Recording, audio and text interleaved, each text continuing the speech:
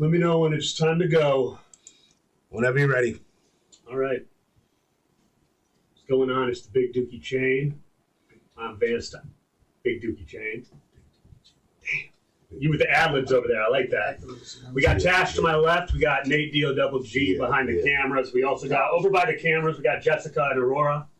And we got Block McLeod. Special guest today. Good to have you here. Pace. Finally got you into the studio, even though you live in Worcester now. So I know. I'm like hop, skipping, and jump away, and I just... Yeah, but it's all good. You're here now.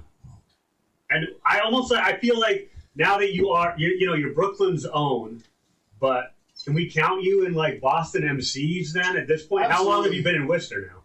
I moved out to Worcester in 2012. Okay. So, yeah, it's like 12 years, man. I'm definitely New England, man.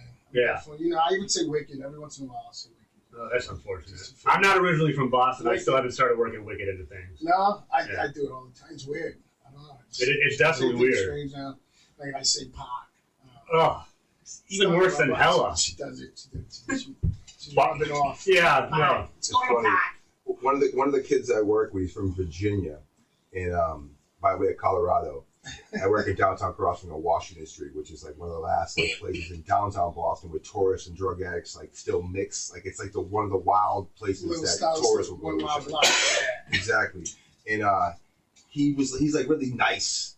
And like little by little, he's like getting that mean streak in him. And like he didn't say wicked, but he's starting to tell people to go fuck themselves. And I like that's because you're there, yeah. He's listening to you. I like Two lives under task. See, but I came from New York, so it fit. Like we fit right in. Yeah, see, well, he's Detroit, so he's a little too nice too. He's like, oh, Michiganders were nice. Everyone in Boston, like, it's like old weathered people, like old weathered, like angry people. Time Magazine did rate Boston like one of the in real cities Boston. They drink like it's like no name beer. You know what I'm saying? Like Budweiser's the nicest beer you're gonna drink. You know, that's like a real Boston shit. Like these new people with like all these fucking like lagers and like all these like craft beers and shit. That's the Cambridge crowd. Boston. But do you become more of an asshole the further out of downtown Boston you go?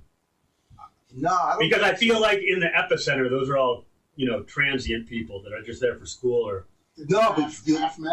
You'll see a lot of actual people that still like live there, just walking around, bumping into people angry as fuck because there's all those transient and tourist people there in their space. Oh, maybe South Boston. Yeah, because we're still trying to like get back. We completely gentrified in Cambridge, though. You want to laugh? When I first moved out here, I'm going through the toll, and I give the dude the bread. He was still paying money at the time. It was before Easy Pass, and I'm showing my age now, right? But give the dude. Did you say before Easy Pass? Oh, before Easy Pass. Not before Easy E Pass. Sorry, I just watched Straight Outta Compton. I don't know. My head's still I was there for that too. But yeah, drive through, get a dude the bread, and I was like, "Thank you very much. Have a nice day." And he goes, "Yeah." There you go. So I just fit right in. You know so like he said, Brooklyn's on. Like, where is your origin story start? Oh wait, before we did that, I had this whole intro where I wanted to like list off who you are. Okay. So we got producer, rapper, singer. You've called yourself, or other people have referred to you as Captain Hook. Captain Hook. Okay. I write a lot of hooks for people. You're like the underground 50 Cent Nate Dogg, of hooks. Yeah. Nate Dogg. That's more apt right there. Shout out to Nate Dogg. Nate D-O-double-G. That's Nate Dogg behind the camera right now. The second coming. Yeah, man. You're also a conspiracy theorist to a certain degree, we could say. Yeah. Or maybe not theorist. Yeah. What's the word when it's like conspiracy theorist, but you're real? Yeah. It's conspiracy realist. Okay. All right. You said the words. No. Okay. There we go. Conspiracy realist. Yeah. You're a record label owner. Yep. Studio owner. Yep. Are you still a drinker? No. Okay, because previously you were the drunken pervert or the drunken monkey for some of the names. The drunken pervert, yeah. I like that Porno one. King. Yeah. Porno King. AKA Tiger Wood, you know what I mean? Tiger Wood. That makes me think of Tight Storage Locker. Inside joke from off camera. You're a Mets fan, huge Mets fan, right? Yes. Okay, you're wearing the hat right now. What are we doing right now? You're a Mets fan? Like, well, look at the hat. And his entire Instagram. His Instagram is literally every third picture is Mets. Yeah. So it's fair. He's a huge Mets fan. You're just showing that you haven't done your homework. Yeah, I guess. Yeah. You're a father Study. Yeah, you're a father to how many kids do you have? 4. 4 kids, okay. And you're a grandfather. Yes. Grandfather, yes. I'm 3. So that's a lot going on there. Yeah.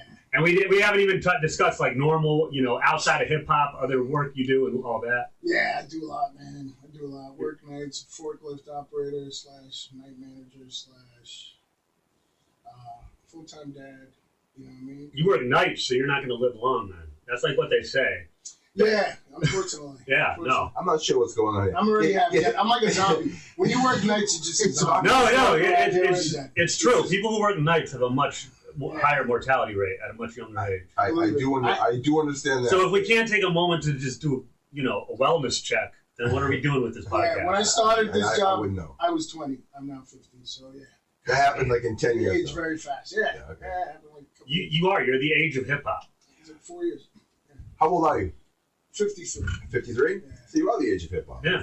So what's your origin Right story? there at the beginning. Where are you starting? What's the first place that you're ever actually hearing the art of hip hop? My earliest memory, I was at a Columbia Street Festival in Brooklyn. It was like a street, Red Hook, Columbia Street. They had different little street fairs, and these kids got up on stage and just started rapping. Hip, the hop, the hip, the hip, the hip, the hop. You know what I mean? I was just like, what is this? This is dope. You were how old? Approximately. Like 6 or 7. Oh, damn. Yeah. And this isn't even like people far? that are, this is just guys from the neighborhood on stage, like just doing park jam shit. Yeah. So this got even before. Turntables, guy with a mic, just moving the crowd. In Red Hook. Yeah. I always think of Columbia Shabazz Street. the Disciple. Was that Red Hook? Yeah. You know that song? Shabazz from out there, that dude, Yeah, he did that album with Hellraiser, Thug. Crooklyn. The guy that made Crooklyn was from out there. You know what I mean? Yeah, but Right, one of those. It was the guy who made They Crooklyn was filmed a it white right. guy, the director. Yeah. Are we talking about the movie? Now we're jumping all Now over. we're jumping. I'm just talking about Shabazz the Disciple. That's his Shabazz- album Hidden Scrolls. Yeah, It had Shabazz that, is the man. it had Red Hook Day, I think was the name of it. Yeah. But you were in the epicenter of hip hop, so 6 years old. So I was out there. Look, that's just that. Brooklyn, you're talking, my era was like Houdini, you know what I mean? Like, Big Daddy Kane was rapping out of, Bismarck was down at Albee Square Mall. First tape you bought. Those are the kids I was listening to growing up. The first tape you stole, first tape you bought. You remembered where you were at 6 years old, so you gotta remember So your first first the set. timeline from being 6, because is hip hop music even First obtainable cassette. yet? Right. Had to be like, Many back then. You're so old. There were like yeah, 5 it was cassette vinyl. tapes. It was vinyl. So vinyl. What's your first vinyl? Vinyl, I'm thinking Roxanne. Okay. You know what I mean? That era. Oh, so you were there So for the hip-hop Roxanne isn't even Wars. One. Hip hop's not even KRS on One. tape yet. It's on vinyl. The It's bridge like is over. The bridge is over. You know what I mean?